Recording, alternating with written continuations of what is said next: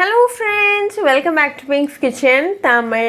இன்னைக்கு நம்ம தக்காளி சாதம் எப்படி செய்யறதுன்னு தான் பார்க்க போறோம். இது ரொம்ப ஈஸியா பண்ணிரலாம். ரொம்ப டெலிஷியஸான one pot variety rice recipe. இது ஒரு இன்ஸ்டன்ட்டான ரெசிபியும் கூட. இது நீங்க ரைத்தா கூட இல்லாட்டி வெஜிடபிள் சாலட் கூட சர்வ் பண்ணி என்ஜாய் பண்ணலாம். ரொம்பவே ஈஸியான ரெசிபி. இந்த ரெசிபியை பார்க்கறதுக்கு முன்னாடி இதுக்கு தேவையான பொருட்கள் என்னென்னன்னு பார்த்துட்டு வந்துடலாம். ஒரு பிரஷர் குக்கரை சூடு பண்ணிக்கோங்க. அதில் 2 டேபிள் ஸ்பூன் எண்ணெய் சேர்த்துருங்க. எண்ணெய் நல்லா காஞ்சதும் ஒரு 3 பீஸ் பிரியாணி இலை சேர்த்துக்கோங்க. இது கூட ஒரு வெங்காயத்தை நல்லா தின்னா ஸ்லைஸ் பண்ணி சேர்த்துக்கோங்க. அப்புறமா ஒரு பச்சை மிளகாய் கூடவே 2 டேபிள் ஸ்பூன் அளவுக்கு புதினா இலைகள் சேர்த்துக்கோங்க. வெங்காயம் நல்லா பொன்னிறம் ஆற வரைக்கும் நல்லா கலந்து விட்டுருங்க. இப்போ வெங்காயம் நல்லா ரெடி ஆயாச்சு. ஸோ இது கூட 1 டேபிள் ஸ்பூன் அளவுக்கு இஞ்சி பூண்டு பேஸ்ட் சேர்த்துக்கோங்க. இஞ்சி பூண்டு பேஸ்ட்டோட பச்சை வாசனை கம்ப்ளீட்டாக போகிற வரைக்கும் நல்லா கலந்து விட்டுருங்க. இப்போ இது கூட 2 தக்காளியை நல்லா பொடுசாக கட் பண்ணி சேர்த்துக்கோங்க. கூடவே 1 டீஸ்பூன் உப்பு சேர்த்துக்கோங்க. இதையும் நல்லா மிக்ஸ் பண்ணி விட்டுருங்க. தக்காளி நல்லா வேகிற வரைக்கும் நல்லா கலந்து விட்டுருங்க. இப்போ தக்காளியும் நல்லா வெந்தாச்சு, எண்ணெயும் பிரிஞ்சாச்சு. ஸோ இந்த ஸ்டேஜில் நம்ம மசாலா எல்லாம் சேர்த்துடலாம். இது கூட 1/4 டீஸ்பூன் அளவுக்கு மஞ்சள் தூள், 1/2 டீஸ்பூன் மிளகாத்தூள், 1/4 டீஸ்பூன் தனியாத்தூள், அப்புறமா 1/4 டீஸ்பூன் அளவுக்கு ஜீரகப்பொடி சேர்த்துக்கோங்க.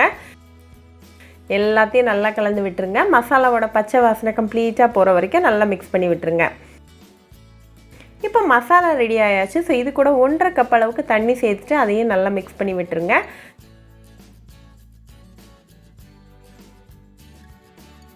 தண்ணி கொதிக்க வரைக்கும் நம்ம வெயிட் பண்ணலாம்.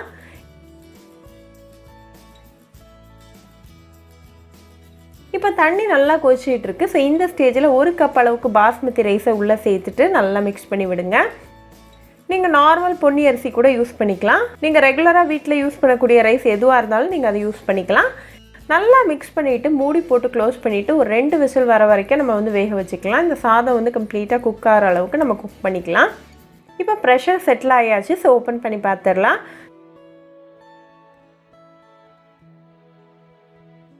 நம்மளோட தக்காளி சாதம் சூப்பராக குக் ஆகி ரெடியாக இருக்குது. இதை லைட்டாக மிக்ஸ் பண்ணி விடுங்க.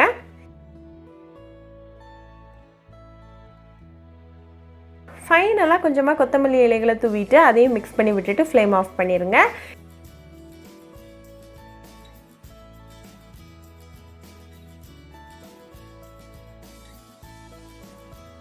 இப்போ நமக்கு சுவையான தக்காளி சாதம் சூப்பராக ரெடி ஆயிடுச்சு. இது நல்லா சூடாக கொஞ்சமாக ரைத்தா இல்லாட்டி வெஜிடபிள் சாலட் இல்லாட்டி அப்பளம் கூட சர்வ் பண்ணி உங்கள் ஃபேமிலி அண்ட் ஃப்ரெண்ட்ஸ் கூட என்ஜாய் பண்ணுங்கள். ரொம்பவே ஈஸி, ஹெல்தி அண்ட் டெலிஷியஸான ரெசிபி. ஸோ கண்டிப்பாக இந்த தக்காளி சாதம் ரெசிபி உங்கள் வீட்டில் ட்ரை பண்ணி பாருங்கள். ட்ரை பண்ணிவிட்டு எப்படி இருந்துச்சுன்னு எனக்கு கமெண்ட்ஸில் சொல்லுங்கள். இன்னொரு சூப்பரான ரெசிபியோட உங்களுக்கு பார்க்குற வரைக்கும் bye friends.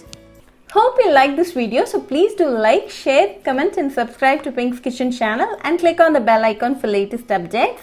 If you wish to check out our recipes in Tamil, you can visit Pink's Kitchen Tamil channel.